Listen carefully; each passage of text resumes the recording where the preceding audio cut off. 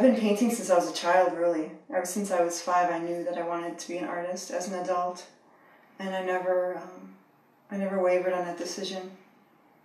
One of my first memories as a child was when I was about 5 years old, and I distinctly remember my mother showing me how to draw the human body. And we were knelt down in my grandmother's living room at the end table, and I just knew right then that that's what I wanted to do forever. So in that respect, I'm very fortunate. I feel my whole life I've been very fortunate to know that was my passion. I received my BFA in 1999 from UW-Milwaukee in Wisconsin. So I did go to school, but to be quite honest, I probably learned more outside of those school walls than I did inside. For me, I always err on the side of passion when it comes to my art, simply because I've felt it my entire life, and I know that my work isn't very technical, but I need to produce it. I need to do what my heart wants to do. Painting in a surrealist fashion isn't something that I feel I chose. I feel that it just happened. I think realistic portraits and art is beautiful, highly technical, and that's great, but it just isn't something I could ever do. And so painting in a surrealist fashion is just something that's more comfortable to me. To be honest, I was quite a rebel in college, and my professors had a bit of trouble with me simply because I didn't want to follow their guidance. So I was just... Can you give me an example of that?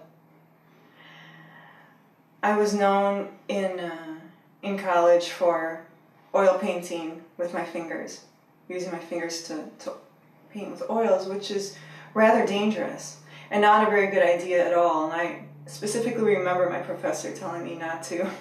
Why is it dangerous? Because oil paint is very toxic. Oh, well. Oil paint is toxic, and it's not a good idea to touch it. Why did you just want to do that? I painted with my fingers because I like the feel. I like the control. I felt that by taking the paintbrush or whatever tool I was using out of the equation of painting, I was getting closer to my final image, or to painting as it was happening. So it's just myself and the oil paint on the canvas. So that's what I thought about when I was finger painting with the oils. The images I create then and now are always just a part of myself. They're just a different aspect. Sometimes when I work with board or canvas, I already know what the image is going to look like, and sometimes I just have to work it out as it goes on and see what appears. I allow it to appear. For instance, earlier today I was cutting off some cauliflower, and I was looking at the cauliflower and it's gone. I ate the rest of it. So now I have to go to the grocery store and buy some more. And cauliflower is pretty expensive lately, I realized. And I thought, oh, the price of cauliflower is more than I can handle.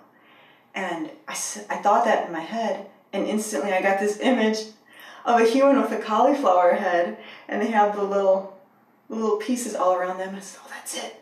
So I went over to the board and I quick sketched it out for later on. So eventually I will have a piece, and it will say that exactly. That will be the title? Yeah, that will be the title of the piece. That's awesome. Mm-hmm. Awesome. And it's funny when that happens. It puts a little bit of humor into it, and I love when I can paint about my daily life and the little things that come up. I would rather work on one piece at a time, just because it keeps my train of thought a little bit more centered.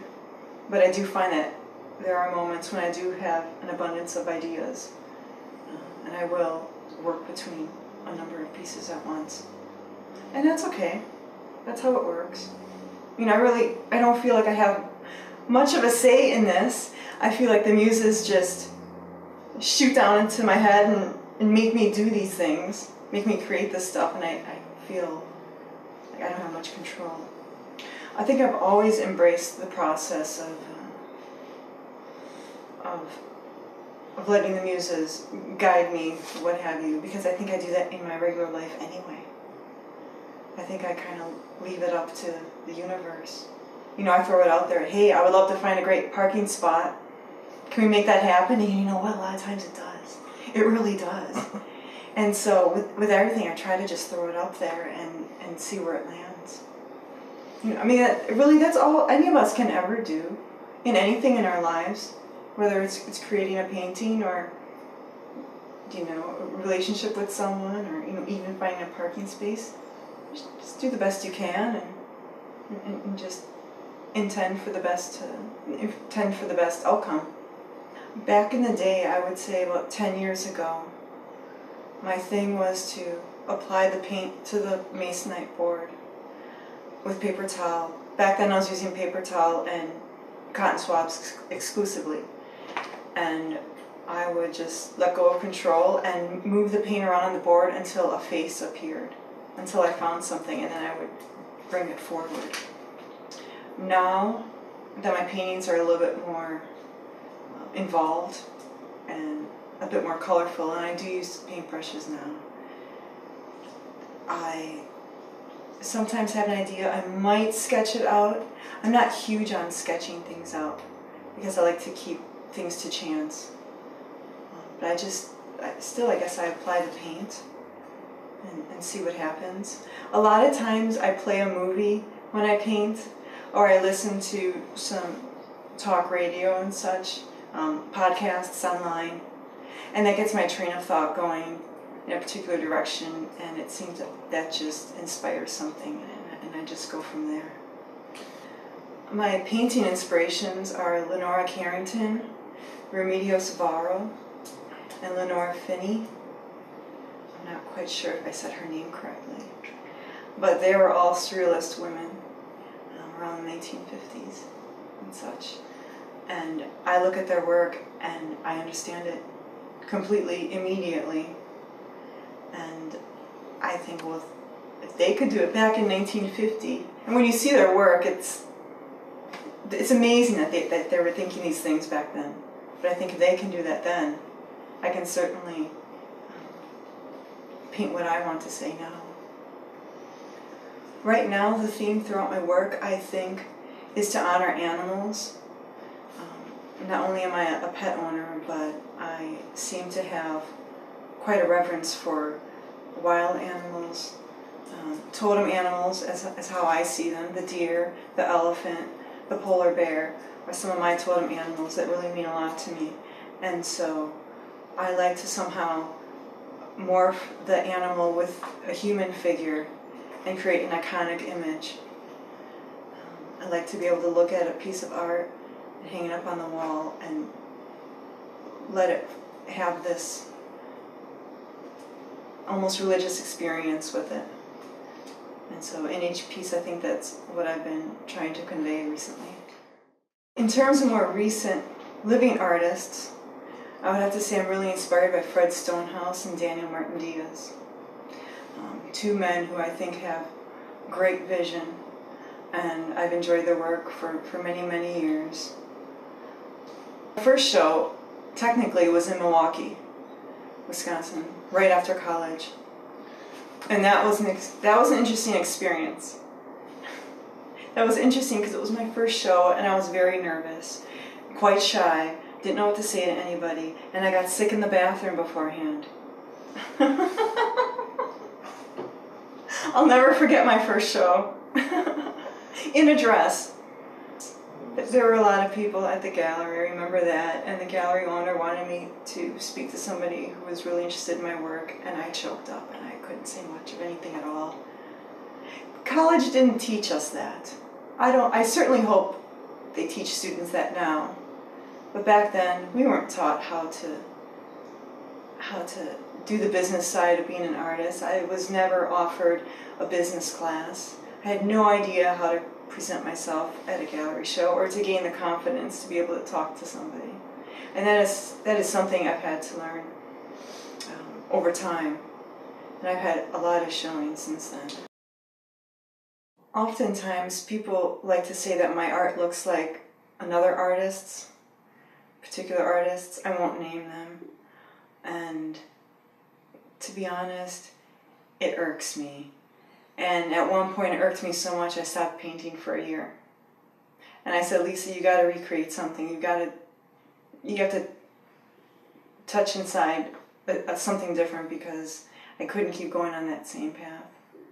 So I stopped and thought about it, and I changed course. And then people would say to me, well, that's just how humans think. And they see something, the human mind needs to relate it to something else that it's seen before. And that's why when we look at something, we say, oh, that looks like Picasso, or that looks like Frida Kahlo.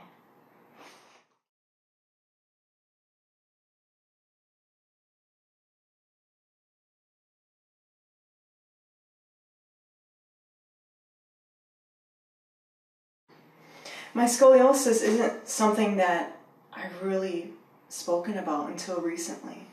And I think that recently something just said, Lisa, it's time to start painting about your spine. And so that's why I'm doing it now. But I was 12 years old, I believe, when I was diagnosed with scoliosis. And the doctor came to the middle school to check everybody. And I noticed that he was spending an awfully long time with me. And I thought, uh-oh. And a couple weeks later he came back. And he had sent my parents a letter. And he checked me again. And I knew something was going on. And they started fitting me for a scoliosis brace. It went up to my chin. And it went down past my waist. And I wore it for 3 years, 9 months, and 8 days. Not that I was counting or anything. You know, that experience has shaped my entire life. How so? And at the time, I knew it would. I knew this was going to happen. I knew that one day I was going to make art about my spine. And to be honest, I have a feeling that my scoliosis is the catalyst for something really big in my life. That I remember my doctor telling me when I was 13 years old, Lisa, you might seriously want to start considering if you really want to have children or not.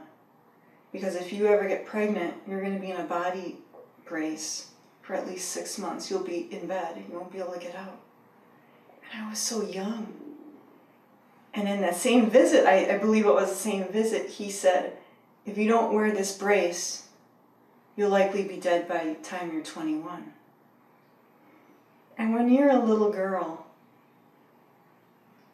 those words they were amazing. And I think that's why I'm so, I'll say the word obsessed. I'm so obsessed about time and getting things done. I always have a to-do list. I'm also a Virgo, so that might have something to do to it. But I know that we all have clocks, and they're all going to end. And scoliosis might not be what takes me away, but 21. I couldn't imagine. So I wore the brace. And when 21 came and went, I thought, I made it. I passed. I passed what my doctor had said. But that brace, that was really something. I wore it for 23 hours a day. I had it off 1 hour each day so that I could relax or exercise or go outside or shower. To shower even, or go outside and play with my sisters. But then I had to put it right back on. I think we all have a story to tell. And we're all so different.